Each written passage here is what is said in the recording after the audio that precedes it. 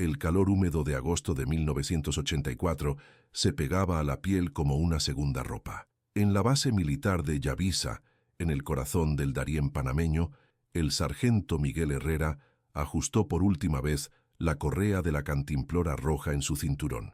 Era una de esas mañanas en que la selva parecía respirar junto contigo, cada hoja goteando condensación, cada sonido resonando como una advertencia. 8 hombres, 3 días máximo, dijo el coronel Mendoza, apartando los mosquitos de su rostro sudoroso mientras desplegaba el mapa sobre la mesa de madera carcomida. Hay reportes de contrabandistas moviéndose cerca del río Tuira. Necesitamos confirmar actividad y posiciones. Miguel observó a sus 7 compañeros preparándose en el patio polvoriento de la base. Cada uno revisaba meticulosamente su equipo: rifles AK-47, munición, raciones de combate, kit médico básico y esas cantimploras rojas distintivas que el ejército panameño había adoptado ese año. Eran nuevas, recién llegadas de la fábrica, con el escudo nacional grabado en relieve y un número de serie único para cada soldado. Carlos Vega, apenas 19 años, originario de Chitré, limpiaba nerviosamente los lentes de sus binoculares. Era su primera misión en el Darién profundo. «Mi madre me dijo que rezara antes de entrar a esta selva», murmuró a Luis Morales, quien a sus 28 años ya había hecho 5 incursiones similares. «Tu madre tiene razón», respondió Luis, revisando la radio portátil que llevaría como operador de comunicaciones.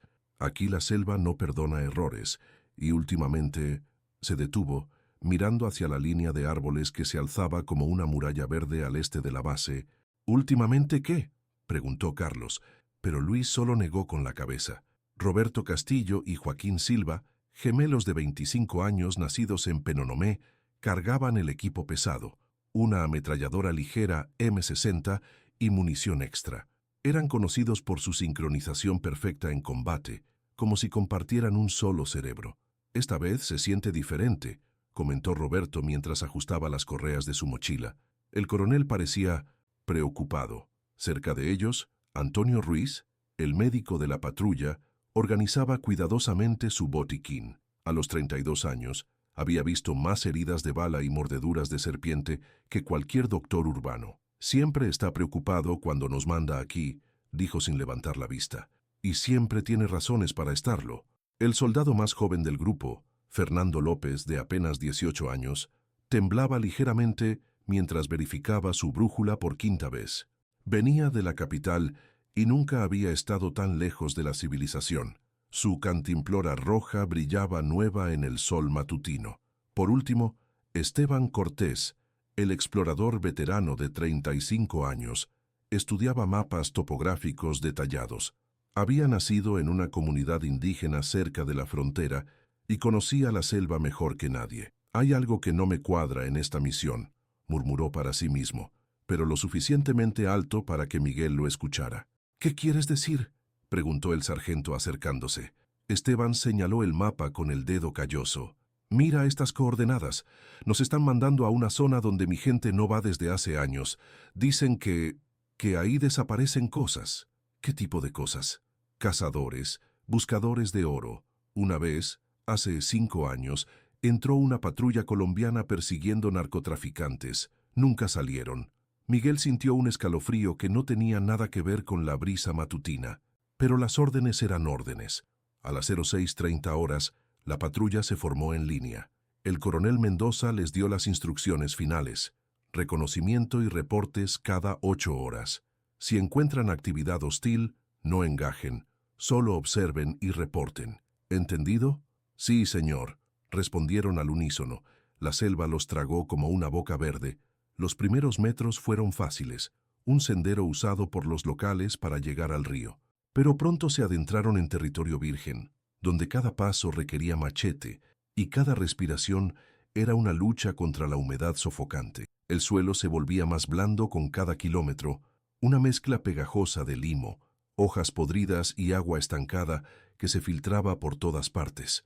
Los sonidos cambiaron también, menos pájaros, más insectos y esos crujidos extraños que parecían venir de ninguna parte. Al mediodía, habían avanzado apenas 8 kilómetros. Se detuvieron en un claro pequeño donde un arroyo cristalino serpenteaba entre las rocas. Mientras los hombres llenaban sus cantimploras rojas, Miguel notó algo inquietante. No había huellas de animales grandes cerca del agua. En una selva tan rica en vida salvaje, eso era anormal. Primera llamada, dijo Luis, ajustando la radio.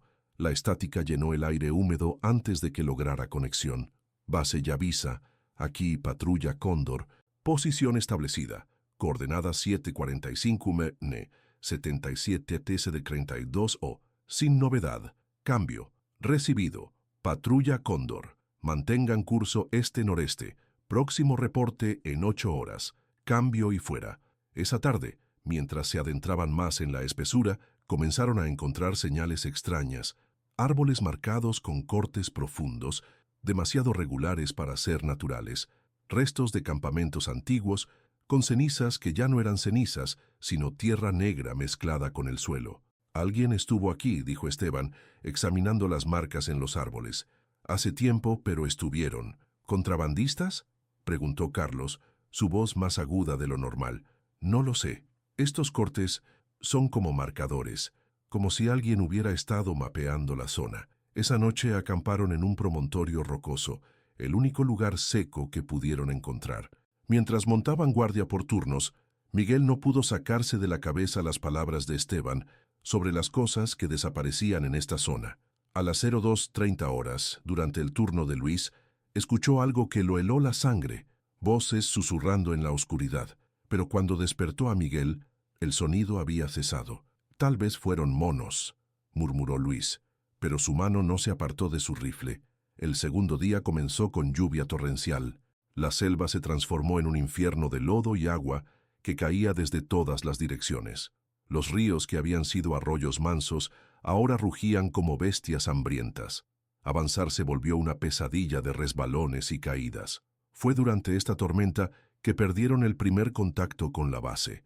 La radio crepitaba con interferencia, las voces se cortaban, las coordenadas se distorsionaban. Debe ser la tormenta, dijo Luis, ajustando desesperadamente los controles. A las montañas bloquean la señal cuando llueve así, pero Miguel había notado algo más. Sus brújulas comenzaron a dar lecturas inconsistentes. Primero pensó que era la humedad afectando los instrumentos, pero después de verificar con 3 brújulas diferentes, todas mostraban direcciones ligeramente distintas. «Hay algo magnético aquí», murmuró Esteban, estudiando su propia brújula. Tal vez depósitos de hierro en las rocas. Esa tarde, ya sin comunicación confiable con la base, encontraron lo que buscaban, evidencia clara de actividad humana reciente. Un campamento abandonado con restos de fogatas, latas de comida vacías y, lo más perturbador, casquillos de bala de diferentes calibres esparcidos por el suelo. «Esto no son contrabandistas comunes», dijo Antonio, examinando los casquillos. «Mira estas marcas. Son de munición militar. Calibre 7.62, igual que el nuestro. Y calibre .45, añadió Roberto, levantando otro casquillo. Armas estadounidenses». Miguel sintió que algo no encajaba. Las órdenes habían sido claras. Reconocimiento de contrabandistas comunes. Pero esto parecía el sitio de un enfrentamiento militar. El tercer día amaneció con una calma inquietante. La lluvia había parado, pero la selva goteaba constantemente, como si llorara. El aire era tan espeso que respirar se sentía como beber sopa caliente. Fueron las huellas las que los pusieron en alerta máxima, frescas, profundas, de botas militares, muchas botas militares, y se dirigían exactamente hacia donde ellos se dirigían. «Son al menos 15 hombres», calculó Esteban, estudiando las impresiones en el lodo. «Bien armados, organizados. Pasaron por aquí hace menos de 6 horas. ¿Colombianos?», preguntó Fernando, su voz casi un susurro. «O algo peor». A las 11:30 horas, Luis logró una conexión débil con la base. «Base Yavisa. Aquí patrulla Cóndor. Hemos encontrado evidencia de actividad militar hostil en la zona objetivo. Solicitamos instrucciones». Cambio. La respuesta tardó varios minutos en llegar, cortada por estática. «Tuya Cóndor. Mantengan. Observación. No. Contacto. Base. No los recibo claro. Repitan instrucciones. Cambio. Silencio. Base Yavisa. Responda. Cambio. Más silencio. Fue a las 11:47 horas cuando Miguel tomó la decisión que sellaría el destino de los 8 hombres. Habían encontrado una posición elevada, con vista parcial del valle donde, según el mapa, debería estar el río Tuira. Pero lo que vieron a través de los binoculares no era lo que esperaban. Había una instalación temporal en el valle, tiendas militares, antenas de comunicación, vehículos que no deberían haber podido llegar hasta allí, y hombres armados patrullando el perímetro. «Esto no está en nuestras órdenes», murmuró Carlos ajustando sus binoculares. «Y no son contrabandistas», añadió Luis. Miguel observó la escena durante varios minutos antes de tomar el micrófono de la radio. Sabía que esta sería probablemente su última comunicación clara. «Base Yavisa. Aquí patrulla Cóndor. Estamos rodeados. Falta luz. Tentaremos retroceder por el oeste».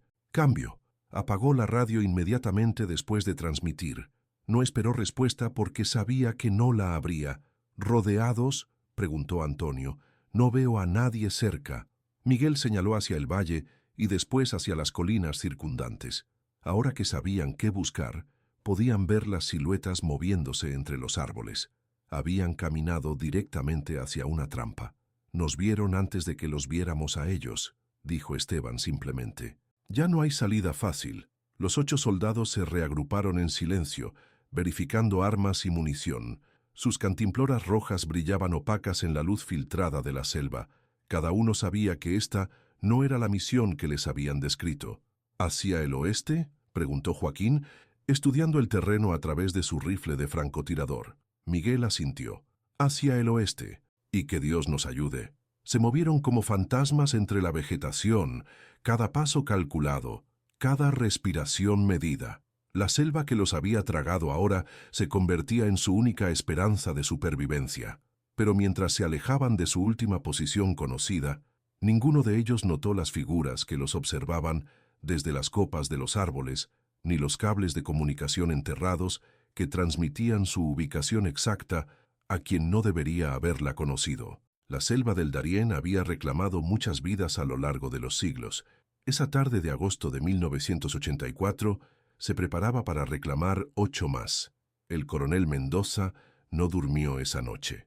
Desde las 11:47 horas del día anterior, cuando recibió la última transmisión de la patrulla Cóndor, había estado caminando de un lado al otro de su oficina como un animal enjaulado. La lluvia golpeaba el techo de zinc de la base con un ritmo que parecía burlarse de su ansiedad. «Estamos rodeados. Falta luz. Tentaremos retroceder por el oeste». Las palabras de Miguel Herrera resonaban en su mente como un disco rayado. ¿Rodeados por quién? ¿Por qué hacia el oeste, cuando su ruta de escape planificada era hacia el sur? Y lo más inquietante, ¿por qué habían cortado la comunicación inmediatamente después? A las 06:00 horas del cuarto día, Mendoza convocó una reunión de emergencia. En la sala de mapas, iluminada por lámparas de queroseno que parpadeaban con cada ráfaga de viento, se reunieron los oficiales disponibles y 2 guías locales indígenas que conocían la selva mejor que nadie. «Señores», comenzó Mendoza, su voz ronca por la falta de sueño, «tenemos 8 hombres perdidos en una zona de aproximadamente 200 kilómetros cuadrados de selva virgen. Su última posición conocida está aquí». Señaló un punto en el mapa con su dedo tembloroso. «Pero podrían haberse movido en cualquier dirección». El teniente coronel Vázquez, segundo al mando, se inclinó sobre el mapa. «¿Equipos de búsqueda? Ya salieron 2 patrullas al amanecer, pero necesitamos más, y necesitamos ayuda especializada». Mendoza se volvió hacia los guías indígenas. «¿Ustedes conocen esa zona?». El mayor de los dos, un hombre de unos 60 años llamado Aurelio, negó lentamente con la cabeza. «Coronel, esa zona, nosotros no vamos ahí. Mis abuelos decían que era territorio de espíritus malignos, pero eso son supersticiones», se apresuró a añadir, viendo la expresión de Mendoza. «Lo cierto es que es tierra muy peligrosa, pantanos profundos, ríos que cambian de curso con las lluvias, cuevas que pueden derrumbarse y otras cosas». «¿Qué otras cosas?». Aurelio intercambió una mirada nerviosa con el otro guía. «Hombres armados que no son de aquí. Los hemos visto desde hace meses. Llegan en helicópteros por la noche, se quedan unos días, se van. No sabemos quiénes son». A las 10:00 horas, las 2 patrullas de búsqueda reportaron por radio. Habían encontrado la primera posición de campamento de la patrulla Cóndor, restos de fogata, latas de raciones vacías, marcas de botas. Pero después de eso, el rastro se perdía en un terreno rocoso donde la lluvia había borrado cualquier huella. Durante los siguientes 5 días, la operación de búsqueda se intensificó. Llegaron refuerzos desde la capital, incluyendo un helicóptero de rescate que sobrevoló la zona en patrones sistemáticos. Pero la selva del Darién parecía haberse tragado a los 8 hombres sin dejar rastro. María Elena Herrera, esposa del sargento Miguel, llegó a la base el 6º día. Era una mujer menuda, de 34 años, con 3 hijos pequeños esperándola en casa. Había viajado 8 horas en autobús desde la capital, con la esperanza desesperada de obtener noticias de su marido. «Mi Miguel conoce la selva», le dijo al coronel Mendoza. Sus ojos rojos de llorar, pero su voz firme. «Si hay una manera de sobrevivir ahí, él la encontrará. Usted tiene que seguir buscando». Mendoza no tuvo corazón para decirle que ya habían cubierto un área de 400 kilómetros cuadrados sin encontrar ni una sola pista. Las familias de los otros soldados comenzaron a llegar en los días siguientes. Los padres de Carlos Vega, tan jóvenes como su hijo desaparecido, lloraban abiertamente en el patio de la base. La madre de Fernando López, una mujer elegante de la capital que nunca había pisado la selva, gritaba que su hijo de 18 años no debería haber estado ahí. Era solo un niño, repetía una y otra vez. Un niño que quería servir a su país. Pero fueron los gemelos Castillo quienes causaron más impacto. Su madre, una mujer indígena de 58 años que había criado sola a sus 9 hijos, llegó caminando desde Penonomé. Había tardado 3 días en llegar, durmiendo en casas de extraños que se compadecían de su historia. No lloró cuando Mendoza le explicó la situación. Solo asintió y dijo: «Mis hijos están vivos. Puedo sentirlo aquí». Se tocó el pecho. «Si estuvieran muertos, yo lo sabría». El 10º día, la búsqueda oficial se suspendió temporalmente debido a las condiciones climáticas. Una tormenta tropical se acercaba a la región y los vuelos de reconocimiento se volvieron demasiado peligrosos. Fue durante esta pausa forzada que llegaron las primeras teorías conspirativas. El cabo Ramírez, que había trabajado en inteligencia militar, se acercó discretamente a Mendoza. «Coronel, he estado revisando los reportes. Hay algo que no cuadra». «¿Qué quieres decir?» «Las coordenadas que les dimos a la patrulla Cóndor las verifiqué 3 veces con los mapas topográficos actualizados. No había ninguna razón para mandarlos tan al este. Los reportes de contrabandistas eran de una zona completamente diferente». Mendoza sintió que se le helaba la sangre. «¿Estás seguro?» «Completamente. Y hay algo más». Consulté con comunicaciones. Esa interferencia de radio que experimentaron no era natural. Alguien estaba bloqueando sus transmisiones. Esa noche, Mendoza no pudo dormir de nuevo. Comenzó a revisar todos los documentos de la misión, todas las órdenes, todos los reportes de inteligencia. Lentamente, una imagen aterradora comenzó a formarse en su mente. La misión había sido una trampa. ¿Pero trampa de quién? ¿Y por qué? 2 semanas después del desaparecimiento, cuando las lluvias finalmente amainaron, Mendoza organizó una búsqueda no oficial. Junto con Aurelio y 3 soldados voluntarios, se adentró personalmente en la selva, siguiendo la ruta exacta de la patrulla Cóndor. Lo que encontraron en el valle donde supuestamente había contrabandistas los dejó helados.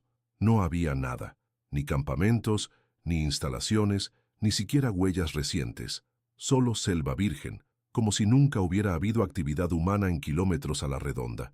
«Pero los hombres vieron algo», murmuró Mendoza, estudiando el terreno a través de sus binoculares. Miguel no era de inventar historias, a menos que les hicieran ver algo que no estaba ahí, respondió Aurelio enigmáticamente. El 22º día llegó la orden desde la capital. La búsqueda oficial se daba por terminada. Los 8 soldados serían declarados desaparecidos en acto de servicio y sus familias recibirían pensiones de guerra. María Elena Herrera se negó a aceptar la pensión. «No quiero su dinero», le gritó al oficial que había venido a entregarle los papeles. «Quiero a mi esposo, quiero saber qué le pasó, quiero saber por qué lo mandaron a morir». Pero el tiempo, ese enemigo implacable de la esperanza, siguió su marcha. Los meses se convirtieron en años. Las familias lentamente aceptaron la realidad de que sus seres queridos no regresarían. Algunos se mudaron de la región, buscando comenzar de nuevo lejos de los recuerdos dolorosos. María Elena nunca se mudó. Cada 15 de agosto, aniversario del desaparecimiento, viajaba a Yavisa y caminaba hasta el borde de la selva. Se quedaba ahí durante horas, mirando hacia la muralla verde que se había tragado a su esposo, susurrando oraciones y promesas. Si estás ahí adentro, Miguel, mantente fuerte. Yo seguiré buscando. Los años pasaron. 1985, 1990, 1995. La base de Yavisa cambió de comandantes 3 veces. El coronel Mendoza fue transferido a la capital en 1987, oficialmente por reorganización administrativa, pero todos sabían que había hecho demasiadas preguntas incómodas sobre la patrulla Cóndor. En 1999, cuando Panamá recuperó el control total del canal, hubo un momento de esperanza renovada. Se desclasificaron muchos documentos militares y las familias esperaban encontrar finalmente respuestas sobre lo que había pasado con sus seres queridos, pero los archivos sobre la patrulla Cóndor habían desaparecido misteriosamente. Pérdida durante reorganización de archivos fue la explicación oficial. María Elena, ahora de 49 años y con canas prematuras, leyó el informe con lágrimas de rabia en los ojos.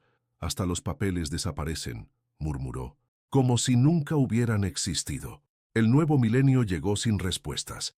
Los hijos de los soldados desaparecidos crecieron sin conocer a sus padres.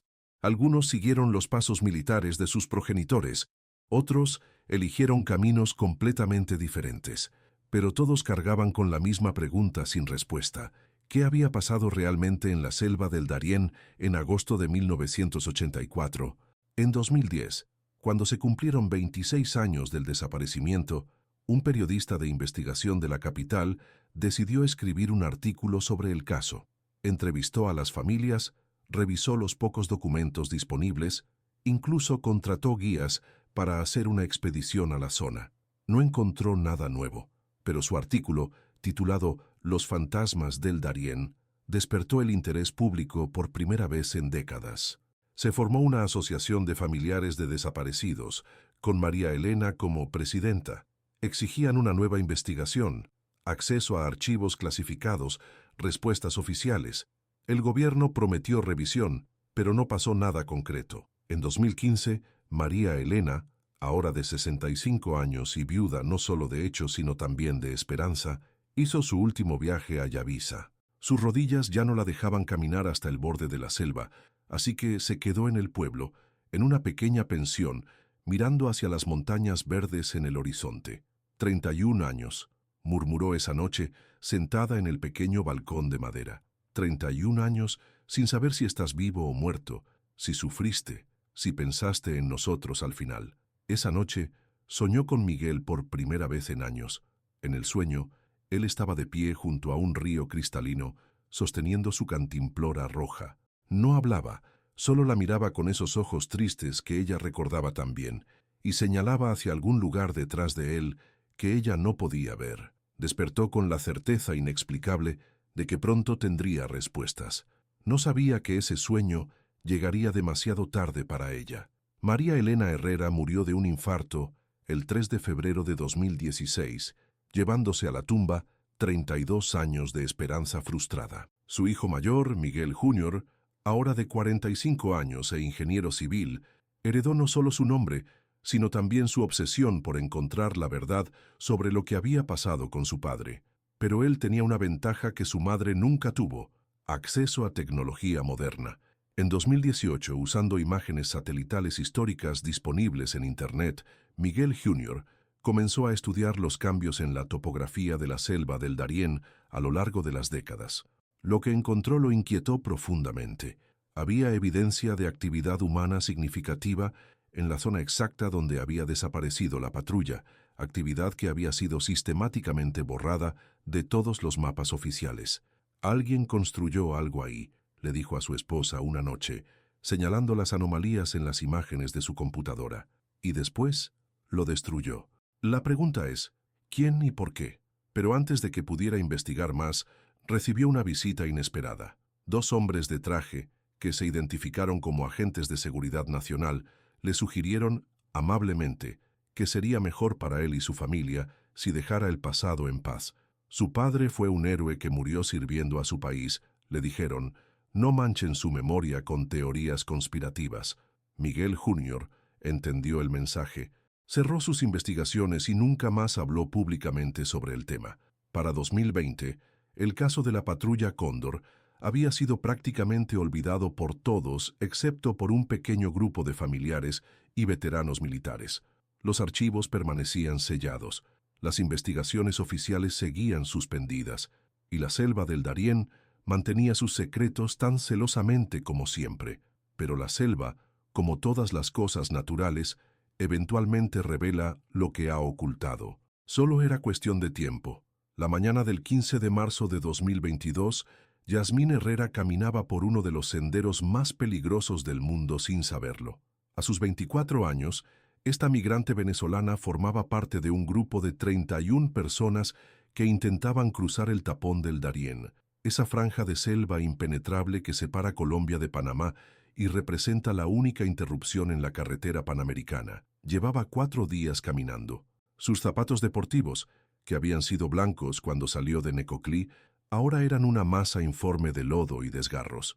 La mochila que cargaba contenía todo lo que le quedaba en el mundo: algunas mudas de ropa, una foto de su hija de 3 años que había dejado con su madre en Caracas y los últimos $50 que esperaba le duraran hasta llegar a Costa Rica. «Ya falta poco», le mentía a su amiga Carmen, que caminaba a su lado con los pies sangrando.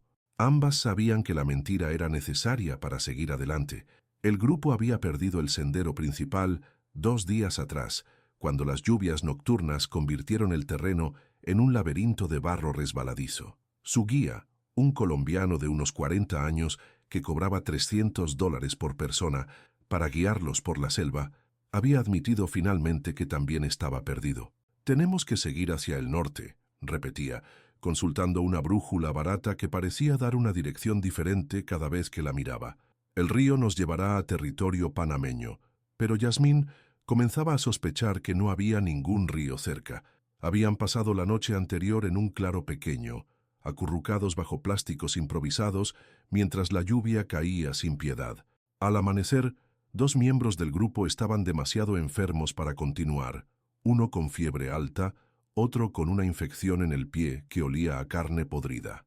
«Los dejaremos aquí», decidió el guía. «Alguien vendrá por ellos». Yasmín sabía que nadie vendría.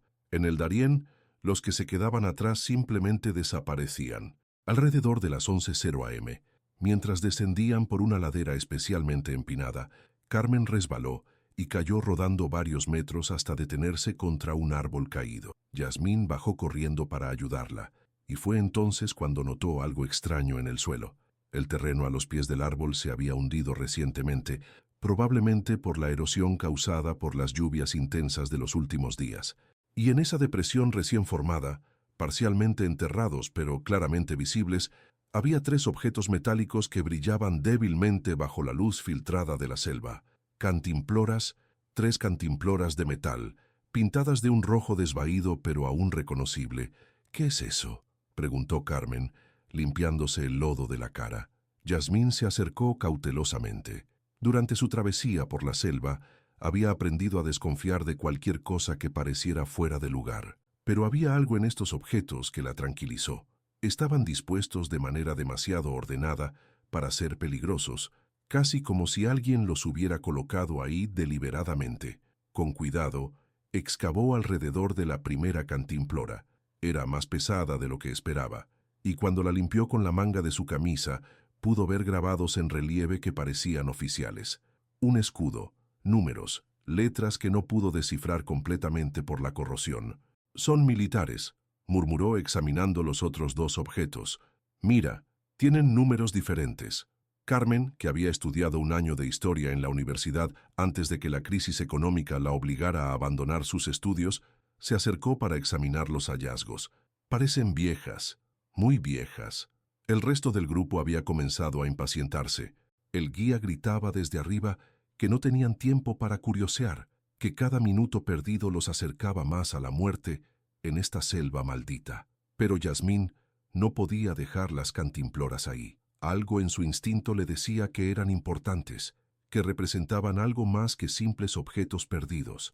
Guardó las 3 en su mochila, a pesar de que el peso extra la haría sufrir más durante la caminata. Tal vez podamos venderlas cuando lleguemos a Panamá, le susurró a Carmen. O parecen antiguas.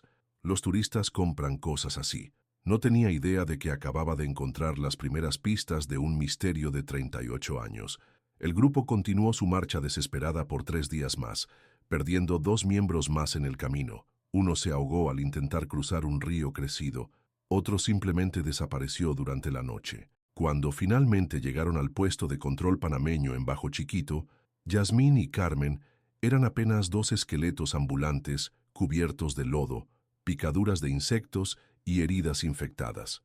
Los oficiales panameños, acostumbrados a recibir migrantes en condiciones deplorables, las procesaron rutinariamente. Documentos de identidad, registro de pertenencias, examen médico básico, asignación a un campamento temporal. Fue durante el registro de pertenencias que el cabo Rodríguez notó las cantimploras. ¿De dónde sacaste esto?, preguntó, tomando uno de los objetos con curiosidad. Las encontré en la selva, respondió Yasmín honestamente. Pensé que podría venderlas. Rodríguez frunció el ceño mientras examinaba los grabados. Había algo familiar en ese escudo, en esos números. Como oficial de la Policía Nacional, había visto suficientes artefactos militares para reconocer cuando algo era oficialmente significativo. Espera aquí, le dijo a Yasmín, llevándose las cantimploras a la oficina del comandante del puesto. El teniente Morales, comandante del puesto fronterizo, había servido 15 años en la Policía Nacional y antes de eso, 5 años en el ejército. Cuando Rodríguez le mostró las cantimploras, sintió que se le erizaba la piel de los brazos. ¿Dónde dijo que las encontró?, preguntó estudiando los números grabados en el metal. En algún lugar de la selva. La migrante no pudo ser más específica sobre la ubicación exacta. Morales tomó una de las cantimploras y la giró hasta encontrar una serie de números pequeños cerca de la base. PN 1984-655. Dios mío, murmuró. Estas son del ejército panameño, de 1984. ¿Cómo lo sabe? Porque yo era soldado en esa época. Recuerdo cuando llegaron estas cantimploras rojas. Fueron parte de un nuevo equipamiento que nos dieron ese año. Morales sintió que su memoria se agitaba, trayendo recuerdos que había enterrado profundamente. Y había una historia sobre unos soldados que desaparecieron. Esa noche, Morales hizo algo que técnicamente no debería haber hecho. Accedió a la base de datos de la Policía Nacional y buscó información sobre equipamiento militar perdido en 1984. Lo que encontró lo mantuvo despierto hasta el amanecer. Patrulla Cóndor, 8 soldados desaparecidos, 15 de agosto de 1984. Equipamiento incluía cantimploras modelo PN 1984, números de serie 055 a 062. Las cantimploras que había encontrado Yasmín correspondían exactamente a 3 de los números de serie de la patrulla desaparecida. Al día siguiente, Morales hizo lo que su conciencia le dictaba. Llamó a la sede central de la Policía Nacional en Ciudad de Panamá y reportó el hallazgo. La respuesta fue más rápida de lo que esperaba. En menos de 24 horas, llegó al puesto un equipo especializado, 2 investigadores de la División de Casos Fríos, un arqueólogo forense y un oficial de inteligencia cuyo rango parecía ser mucho más alto de lo que su edad sugería. «Os necesitamos hablar con la migrante que encontró estos objetos», dijo el investigador principal, el detective inspector Gómez, un hombre canoso de unos 55 años que había dedicado los últimos 10 años de su carrera a resolver casos sin solución. Yasmín, que había estado esperando en el campamento de migrantes, sin saber por qué no la habían trasladado como al resto de su grupo, fue llevada de nuevo al puesto de control. Esta vez, la entrevista fue mucho más intensa. «Necesitamos que nos lleve exactamente al lugar donde encontró las cantimploras», le dijo Gómez a través de un intérprete. «Es muy importante». «¿Por qué? ¿Hice algo malo?», preguntó Yasmín, genuinamente preocupada. «No, al contrario. Puede que haya encontrado algo que hemos estado buscando durante décadas». El problema era que Yasmín, como todos los migrantes que cruzan el Darién, Había estado tan concentrada en sobrevivir que no había prestado atención a puntos de referencia específicos. La selva, para alguien que no la conoce, es una masa uniforme de verde donde cada árbol parece igual al anterior. Fue después de que Carmen se cayó, explicó, tratando de recordar. Habíamos estado caminando cuesta abajo toda la mañana. Había un árbol muy grande, caído, y el suelo se había hundido por la lluvia. ¿Recuerda algo más? ¿Algún sonido? ¿Algún olor? ¿Alguna característica del terreno?, preguntó el arqueólogo forense, el doctor Méndez, que había participado en la excavación de fosas comunes durante la época de la dictadura militar. Yasmín cerró los ojos, tratando de reconstruir esos momentos desesperados. Había un río cerca, podía escucharlo, pero no lo veíamos, y había un olor extraño, como a metal viejo. Pensé que era por las cantimploras, pero ahora que lo pienso, el olor estaba ahí antes de que las encontrara. El equipo intercambió miradas significativas. El olor a metal viejo en la selva podía significar muchas cosas, pero en el contexto de soldados desaparecidos, las posibilidades se volvían más siniestras. Durante los siguientes 3 días, organizaron una expedición de búsqueda. Yasmín, acompañada por el equipo investigativo, 2 guías expertos indígenas y un pequeño grupo de policías especializados en rescate en selva, regresó al Darién. Encontrar el lugar exacto resultó más difícil de lo esperado. Sin GPS durante su primera travesía, Yasmín solo podía guiarse por su memoria de los eventos. Por aquí bajamos cuando Carmen se cayó, decía, pero cada ladera parecía igual a todas las demás. Fue el doctor Méndez quien tuvo la idea de usar un detector de metales. Si hay 3 cantimploras en la superficie, razonó, es posible que haya más objetos metálicos enterrados en la zona. El detector comenzó a sonar casi inmediatamente en el área que Yasmín había identificado como el lugar más probable del hallazgo, pero las señales eran tan abundantes y dispersas que era claro que no se trataba de objetos perdidos al azar. «Hay mucho metal aquí», murmuró el técnico que operaba el detector. «Demasiado para ser natural». Comenzaron a excavar con cuidado, usando las técnicas arqueológicas que el doctor Méndez había perfeccionado durante años de trabajo forense. A los 30 centímetros de profundidad, encontraron la primera cantimplora adicional. A los 50 centímetros, la quinta, pero fue a los 80 centímetros de profundidad que hicieron el descubrimiento que cambiaría todo. «Aquí hay algo grande», dijo uno de los excavadores, limpiando cuidadosamente la tierra de un objeto que parecía ser de cuero. Parece una mochila. Era una mochila militar, del tipo que usaban los soldados panameños en los años 80. El cuero estaba corroído y manchado, pero la estructura básica permanecía intacta, y cuando la abrieron cuidadosamente, encontraron algo que hizo que el corazón del doctor Méndez se acelerara.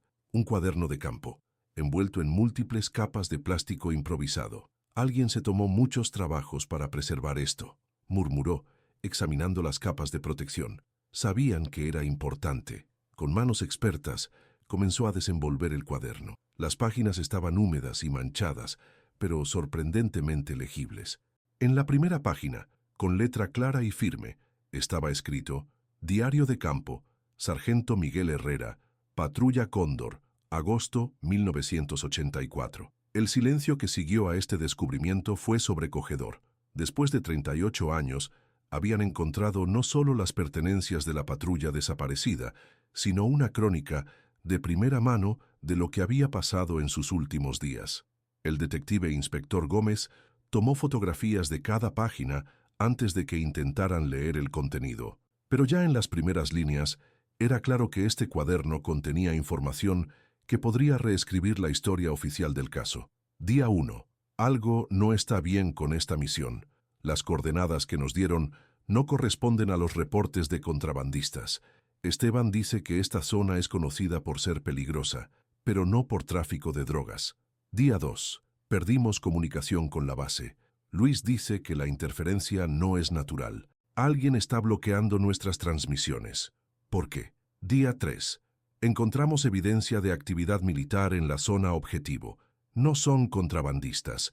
Son soldados, pero no sabemos de qué ejército. Roberto contó al menos 15 hombres bien armados, y en una de las últimas páginas legibles, hemos estado dando vueltas.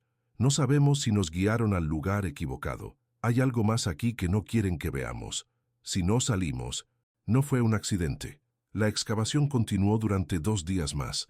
Encontraron las 8 cantimploras, restos de uniformes, botas militares corroídas, munición sin disparar y fragmentos óseos que el doctor Méndez determinó preliminarmente que eran humanos. Pero el hallazgo más perturbador llegó el último día. A 2 metros de profundidad, perfectamente conservado en una bolsa plástica sellada, encontraron una cámara fotográfica militar con el rollo de película aún adentro. Si este rollo se puede revelar, dijo el doctor Méndez, podríamos tener imágenes de lo que realmente vieron esos soldados.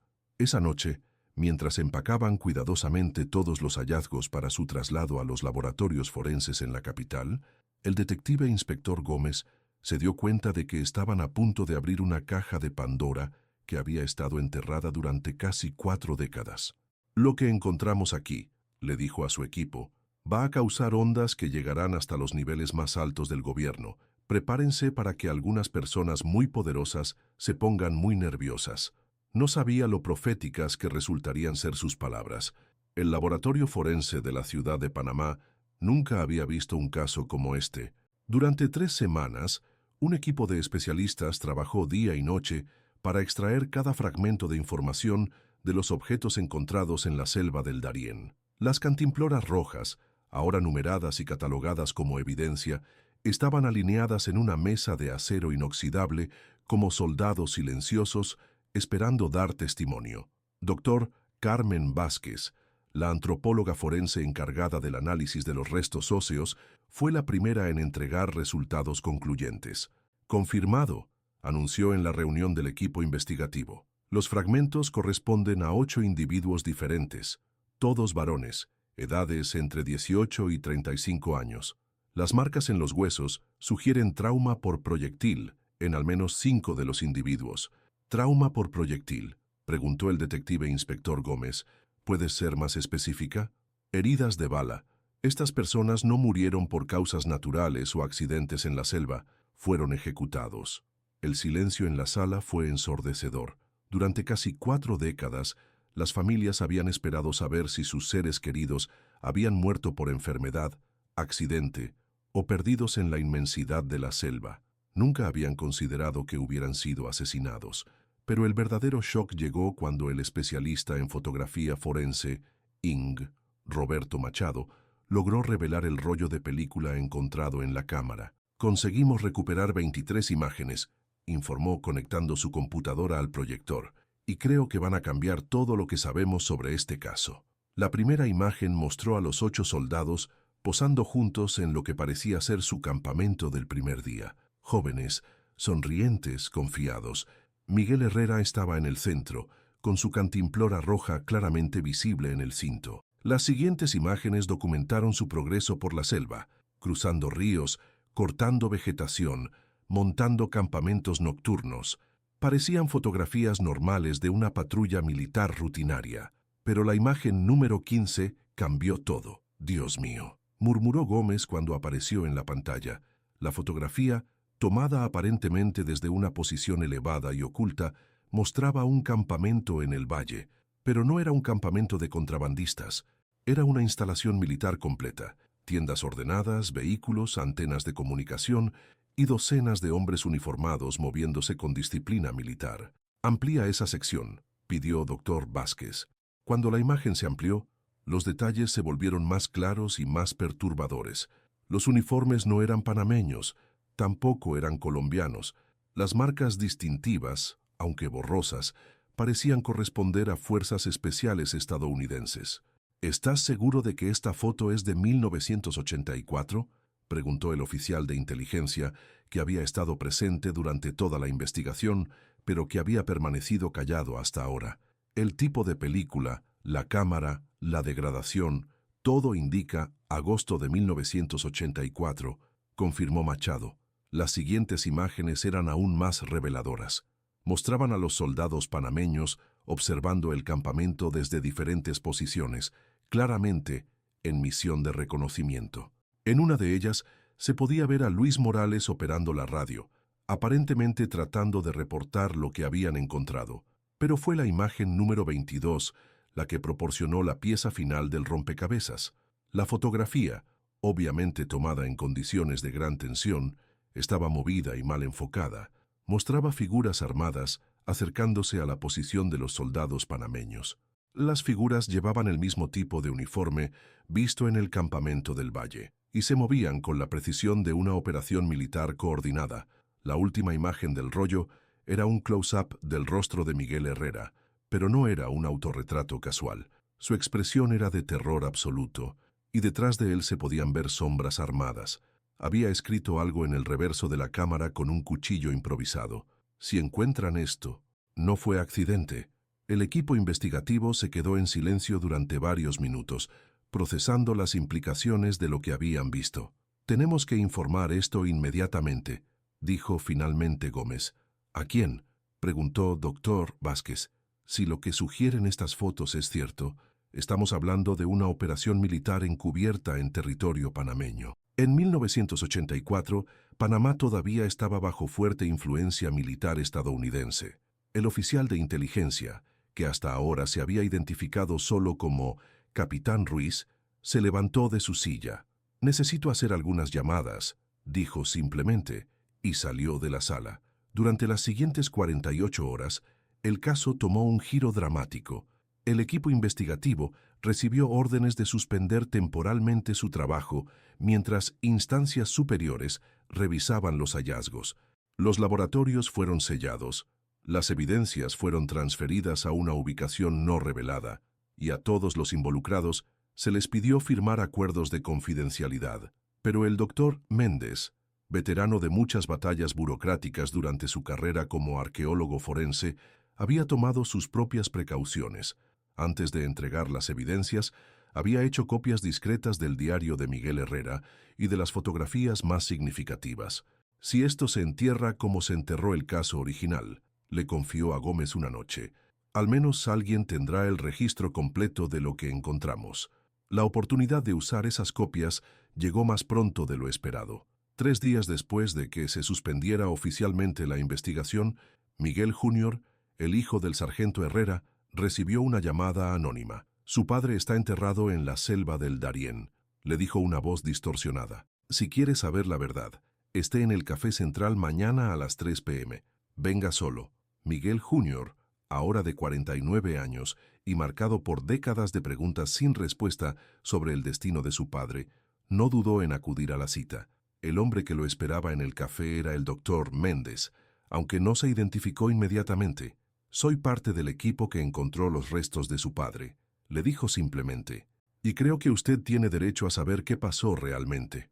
Durante las siguientes 2 horas, Dr. Méndez le mostró a Miguel Jr. las copias del diario de su padre, las fotografías de la cámara, y le explicó todo lo que habían descubierto en la excavación. Su padre y sus compañeros fueron enviados a una misión suicida, le explicó. Los mandaron deliberadamente a descubrir una operación militar encubierta, sabiendo que serían eliminados para mantener el secreto. Miguel Jr. leyó las páginas del diario de su padre con lágrimas corriendo por sus mejillas. Era la primera vez en 38 años que escuchaba la voz de Miguel Herrera, aunque fuera solo a través de palabras escritas en condiciones desesperadas. «¿Por qué?», preguntó finalmente. «¿Por qué los sacrificaron?». Según lo que hemos podido reconstruir, en 1984 había operaciones militares estadounidenses no autorizadas en la región. Su padre y su patrulla los descubrieron accidentalmente. Para mantener el secreto, alguien en el comando panameño, probablemente alguien que trabajaba con los estadounidenses, los envió deliberadamente a esa zona, sabiendo que serían eliminados. Dr. Méndez le entregó una copia completa de toda la documentación. Su padre era un hombre valiente que murió porque se negó a guardar silencio sobre algo que sabía que estaba mal. Creo que su historia merece ser contada. Miguel Jr. tomó la decisión que cambiaría todo. Haría pública la información. El 15 de agosto de 2022, exactamente 38 años después del desaparecimiento de la patrulla Cóndor, Miguel Jr. convocó una conferencia de prensa en la ciudad de Panamá. Estaban presentes representantes de todos los medios de comunicación importantes del país, familiares de los soldados desaparecidos, veteranos militares y activistas de derechos humanos. Durante casi 4 décadas, comenzó Miguel Jr. con voz firme pero emocionada, nuestras familias han vivido sin saber qué pasó con nuestros seres queridos. Hoy, finalmente, tenemos respuestas. Procedió a mostrar las fotografías, leer pasajes del diario de su padre y explicar todo lo que se había descubierto en la excavación. El impacto fue inmediato y devastador. Los titulares de los periódicos al día siguiente gritaban: soldados panameños fueron ejecutados para encubrir operación militar extranjera, 38 años de mentiras, la verdad sobre la patrulla Cóndor, gobierno ocultó ejecución de 8 soldados. La reacción oficial fue rápida y furiosa. El gobierno negó categóricamente las acusaciones, calificó las evidencias como fabricadas y acusó a Miguel Jr. de difamar la memoria de los héroes nacionales con teorías conspirativas sin fundamento. Pero era demasiado tarde. La historia había captado la atención internacional. Periodistas investigativos de todo el continente comenzaron a llegar a Panamá para cubrir el caso. Organizaciones de derechos humanos exigieron una investigación independiente. Los veteranos militares estadounidenses comenzaron a hablar extraoficialmente sobre operaciones encubiertas en Centroamérica durante los años 80.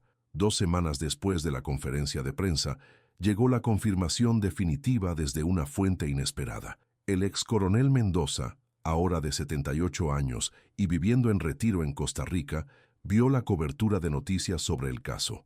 Después de casi 4 décadas cargando con la culpa de haber enviado a 8 hombres a la muerte, decidió finalmente contar la verdad. En una entrevista exclusiva con un canal de televisión panameño, Mendoza reveló toda la historia. Recibí órdenes directas del alto mando de enviar una patrulla a esas coordenadas específicas. Me dijeron que era para interceptar contrabandistas, pero yo sabía que había algo más. Cuando los hombres reportaron actividad militar en la zona, me ordenaron que cortara las comunicaciones y que reportara oficialmente que habían perdido contacto. ¿Sabía usted que los iban a matar?, le preguntó el entrevistador. Mendoza rompió en llanto. No quería saberlo, pero sí creo que en el fondo sabía que no iban a regresar y he vivido con esa culpa durante 38 años. La entrevista de Mendoza fue la pieza final que necesitaba el caso.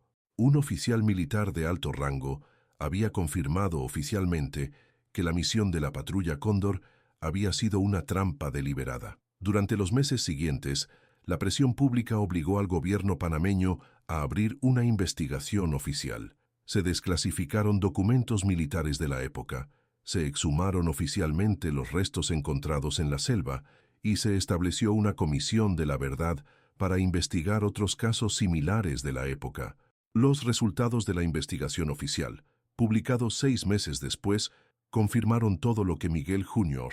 había revelado. La patrulla Cóndor había sido deliberadamente enviada a descubrir una operación militar estadounidense encubierta y había sido ejecutada para mantener el secreto.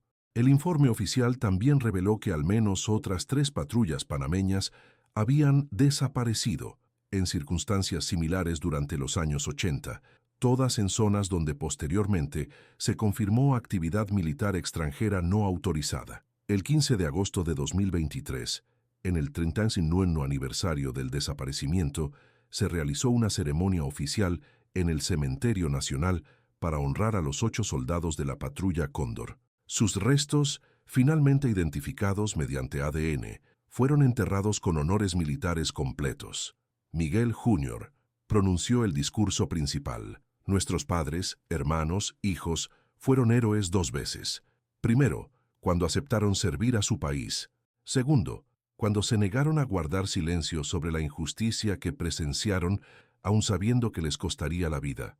Las 8 cantimploras rojas, ahora pulidas y restauradas, fueron colocadas sobre los ataúdes como símbolo final de su servicio y sacrificio. Yasmín Herrera, la migrante venezolana que había encontrado las primeras cantimploras, fue invitada como huésped de honor a la ceremonia. Ahora vivía legalmente en Panamá. Había conseguido trabajo como asistente de investigación en el Instituto de Criminalística y estaba estudiando para ser técnica forense. Cuando encontré esas cantimploras en la selva, dijo en una entrevista después de la ceremonia, pensé que eran solo objetos viejos que podría vender. Nunca imaginé que estaba destapando 38 años de secretos e injusticia, pero me alegra haberlas encontrado. Esos hombres merecían que su historia fuera conocida. El caso de la patrulla Cóndor se convirtió en un punto de inflexión en la historia panameña moderna. Llevó a reformas en las Fuerzas Armadas, a la desclasificación de miles de documentos militares de los años 80 y al establecimiento de nuevos protocolos para prevenir que soldados fueran enviados a misiones suicidas encubiertas. Pero quizás lo más importante fue el cierre que finalmente recibieron las familias. María Elena Herrera nunca vivió para ver la verdad sobre su esposo, pero su nieta, María Elena Jr., de 25 años, estuvo presente en la ceremonia de entierro. Mi abuela murió sin saber qué había pasado con mi abuelo, dijo, colocando flores rojas sobre la tumba. Pero sé que donde quiera que esté, finalmente tiene paz. Todos la tenemos. Las 8 cantimploras rojas que habían estado enterradas en la selva durante casi 4 décadas se convirtieron en símbolos nacionales de resistencia contra la injusticia y la importancia de nunca dejar de buscar la verdad, sin importar cuánto tiempo pase. En el Museo Nacional de Panamá hay ahora una exhibición permanente titulada La Patrulla Cóndor, Héroes Silenciados. Los visitantes pueden ver las cantimploras originales, leer pasajes del diario de Miguel Herrera y conocer la historia completa de 8 soldados que murieron por negarse a guardar silencio. Al final de la exhibición hay una placa que dice: «En memoria de aquellos que prefirieron morir con honor antes que vivir con mentiras».